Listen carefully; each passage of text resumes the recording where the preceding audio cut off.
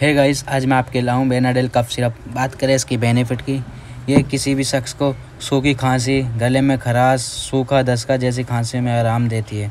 बात करें इसका लेने का तरीका, 2-2 चम्मच सुबह शाम अडल्ट और 1-1 चम्मच सुबह शाम चाइल्ड। बात करें इसकी कॉस्ट की, 141 रुपये इसकी MRP है और ये 150 ml है और ये सभी मेडिकल स्टोर पर उपलब्ध रहती है। Thank you so much. खांसी का बेजोड़ इलाज बेनाडेल कफ सिरप।